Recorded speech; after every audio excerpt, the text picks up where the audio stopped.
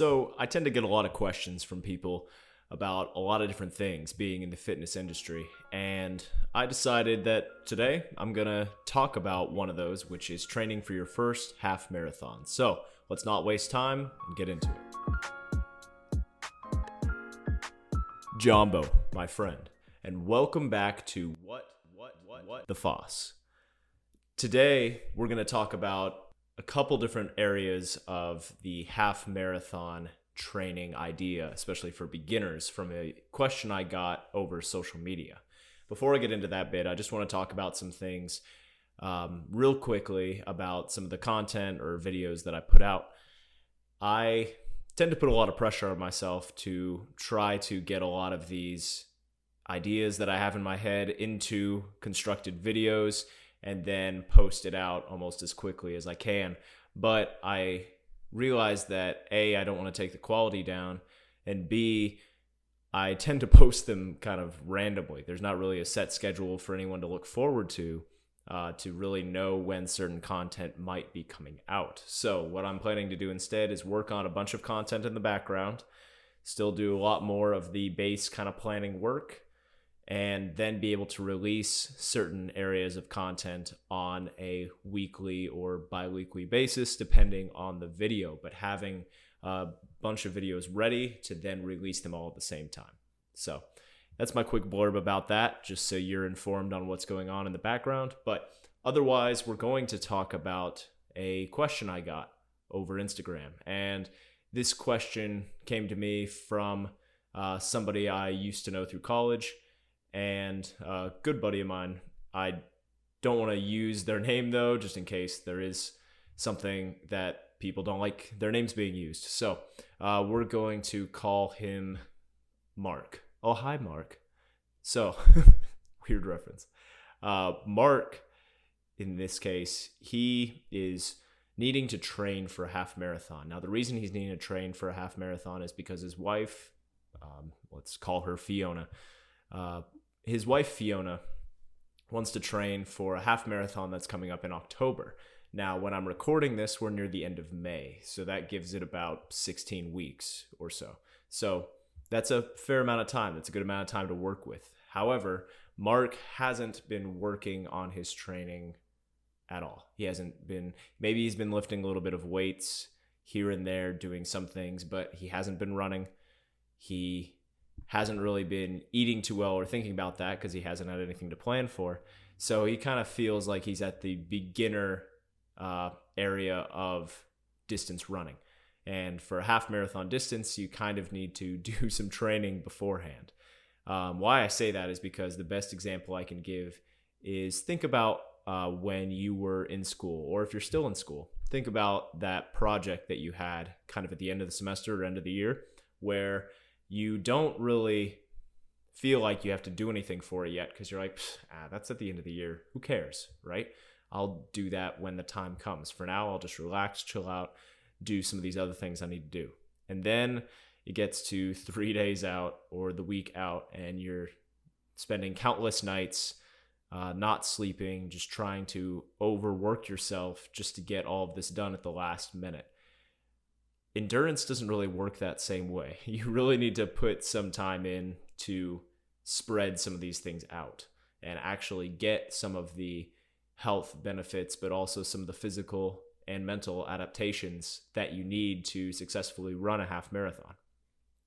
So I'm going to break this down into two areas. First area is going to be what I would describe as like a typical training week and the way that I would start out. And then I would talk about basically like the goals that you would set along the way, or a couple other tips. So what is your running week going to look like in this situation? Well, if you haven't been running at all, you'll see that Mark as well, he told me that he looked online and he saw a bunch of programs and things on like photos and Pinterest and Instagram and some random websites that basically give a plan, and that all that they do is they just say, oh, well, you just need to start running 5 miles this week every other day, or on weekends you need to run 5 miles, and then the next week you do 6, and then you do 7, and then you do 8. And it's just a random progression, not having really anything under your belt. Maybe you can't even run 5 miles that well yet.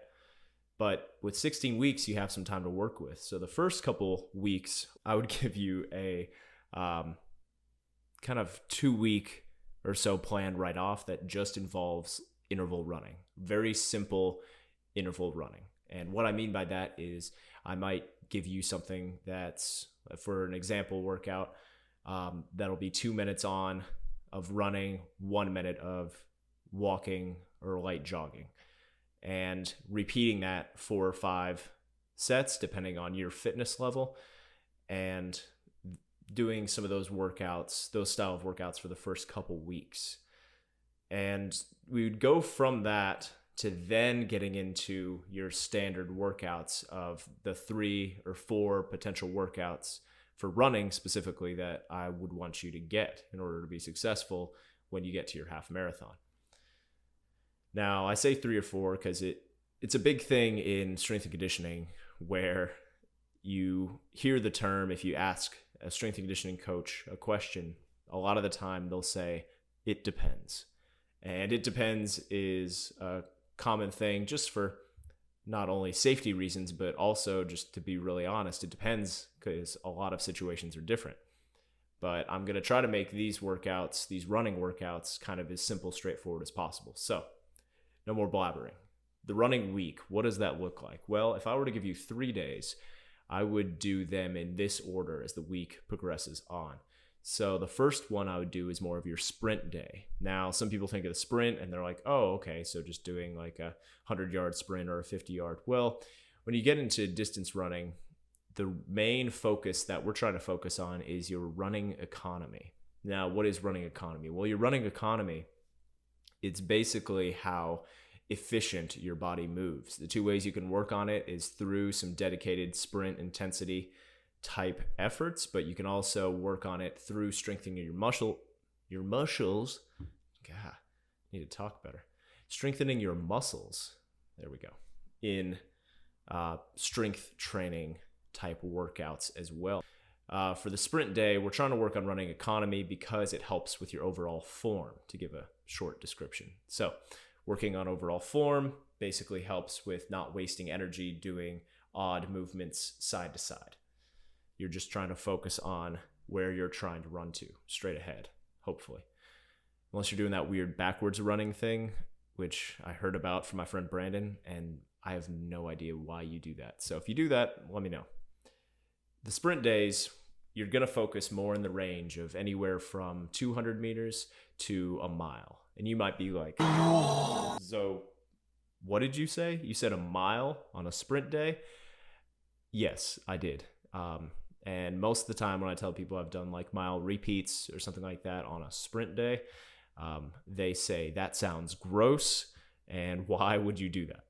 And I say, well, when you're doing it, yeah, it is kind of terrible. You know, you're sweating, your heart's beating really heavy, you're just pushing pretty much the whole time. I say that you're going 1,600 meters or 4 times around the track to do a mile, and your heart's beating pretty fast. You get pretty intense. The first 2 laps of the 4 laps are kind of, you're just trying to ease your pace out. And then as you go on, it just kind of gets just trying to hold on for dear life. But sprint days, anywhere from 200 meters, which is half around the track, to a mile distance, which is 4 times around the track. You just want to make sure that you're resting. Easy rule to use. Rest 2 times the amount of what your sprint takes. So if your sprint takes a full minute, I want you to rest for 2 minutes, or do a walking rest perhaps for 2 minutes, because this is all about explosive nature in these exercises. And if you keep having such short rest and you keep trying to do sprints, you're working on more endurance, and you're going to do endurance other days. But on the sprint day, you just want to work on your power. You want to work on your running form, running efficiency, your running economy. And you just want to work on being explosive and ready for each repetition you go out for. After the sprint day, you would then go into an interval run day, just kind of like you did before. When you were starting out the first couple weeks, just getting intervals, just getting some time on your feet. During these intervals, though, you're wanting to either work on overall time, like we talked about before, let's say 2 minutes running, 1 minute walking, or you want to work on your distance. So let's say you go for a quarter of a mile and then you walk for a tenth of a mile and you repeat that quarter of a mile, tenth, quarter of a mile, tenth. On that quarter of a mile, you're really wanting to see what pace you can maintain throughout that quarter of a mile. And as you go on, you'll want to see if you can get that pacing to be faster, or basically a faster amount of time to complete that quarter mile. So that's a big one for two reasons. Aerobic capacity, which is basically your rate of breathing, because it helps you with your breath control, and it helps you also on a physiological level to be able to be more efficient with the oxygen that you're taking into your body. The other one is going to be your overall stamina. And sometimes people mix up stamina for overall endurance. And stamina is more, to me, about holding, in the running world, it's about holding a pace for a longer period of time. So like if you have a pace that at first you can't hold it that long, when you build up your stamina, you're able to hold up that pacing for a longer period of time as you go. So the second day, interval run, first day, sprint. The third day is the most crucial day of them all. As your coach, I want you to do all of these days, but as a friend, this is your most important day. If for some reason you miss some other days, this is the one that you don't miss. It's your long run day. Your long run day is where you're getting some distance, you're getting some kilometers, you're getting some miles, you're getting time on your feet. That way, when it comes to the half marathon, you're not flipping out because you've been running for 2 hours and you have to collapse because you've already had a bunch of time on your feet before this. But on more of a physiological level, two things that the long run does for you. Number one, it helps you with better use of glycogen. Now, what is that weird word I just said? Glycogen. It's basically, on a simple way to say it, it's your cellular storage of your food that you're able to use for energy. And the way that you use this for energy is that it's able to be stored in your cells, and you're able to use it over time if you're not taking in a bunch of calories basically the entire race, because you're not, hopefully, I mean, I don't know you, but you're not going to be out there eating chicken wings every single mile. Please don't eat chicken wings every single mile, just small side note. But not only does it work on your glycogen storage in your muscles, which comes over time as you build up some of your endurance and some of the longer runs, but it also works on capillary development, or basically the veins that are able to go to your muscles. You're able to bring more oxygen into your muscles through those veins. More oxygen means that you're having better nutrient delivery. Better nutrient delivery means less cramping, and then less cramping means you've increased your muscular endurance. Besides those 3 days, if you wanted one more day in there, separated out, it would just be an easy run day. Simple way to do this, think about your long run, chop that long run in half, and then do it at a easy talking pace, whatever that is for you. That's what I would do for the easy day. So that's 3 or 4 days of your calendar. When you go through this calendar, make sure you have it separated out where you do your running every other day. Don't try to cram it into a Monday through Thursday if you're doing this for the first time. Give yourself some time to recover. A big thing with running is people think, oh, you're always running all the time, you don't ever recover. No, there's a lot of times where you're just recovering from the run before. I'm going to do that tomorrow before I run my 10K race this weekend. I'm not going to run at all, or I might do like a mile with my dog, Ona, but that's really as much as I would do. When you do these, you want to separate them out. So a good way to think about it is just Tuesday, Thursday, Saturday. You can have those as your 3 days, or Monday, Wednesday, Friday, and then do an easy run on Sunday. However you want to separate it out. I'll leave an example typed up in the description below, just so you can check that out as well. During this entire plan, think about if hopefully you got to this point where you're doing it in 16 weeks or something around that range. But for Mark and Fiona's example, we're going to use 16 weeks. you want to think over these 16 weeks. The only other thing I'm going to add in here is that you want to do goal by goal progression. So what does that mean? Well, if you have your starting point here and you have your race here at the end for your half marathon, in the middle of those two areas or those 2 points, you're going to get 2 different types of races. So if you have these 16 weeks, around the 6 to 8 week mark, so closer to the halfway point, I want you to get a 5-kilometer race in the books. Just something you sign up for. It costs less than dinner for 2 at Applebee's. You'll be good. So 5K race there. And then from your starting point, 10 to 12 weeks after you've started, I want you to get a 10-kilometer race, which is 6.2 miles. And the reason that you're doing this is because you will have basically time to give yourself a chance to practice race conditions. So you give yourself a chance to say, okay, well, I like running in these clothes better, or I like running in short shorts better, which is me.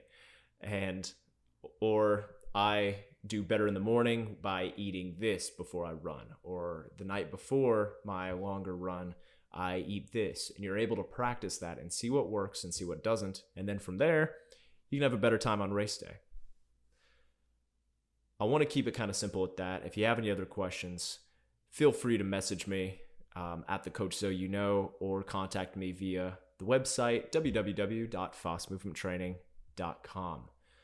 Before I give you one last point, I wanted to tell you about today's sponsor, which today's sponsor is the Tutor Connection. The Tutor Connection is a Knoxville-run private business that has been doing tutoring in the area for over 25 years. They help connect tutors and students of all different ages, from kindergarten and preschool all the way up to students or kids in their master's program. And they help out with private one-on-one tutoring to help the overall education of you or your child. This is not a paid sponsorship. I'm slightly biased because this is my mom's business. Mom, you're welcome. Happy late Mother's Day gift, even though we already did a Mother's Day gift. But again, happy Mother's Day. Thank you for your time. I appreciate you guys listening in. Follow some of these steps. Take a look at the example week. Ask me questions as you feel. Last thing, if you stuck around this long, make sure to take care of your feet, your ankles, and your calves. It's a big area when people are getting into running that they don't really think about, and then they have some injury and then they feel like they're cut out of it forever. So I have a routine for that. I'll make sure to link that video in a description as well, so you're able to add that to your routine. Otherwise, thank you for your time. Thank you for listening. I hope that I can help you to grow through movement towards your ambition. And otherwise, I'll talk to you soon.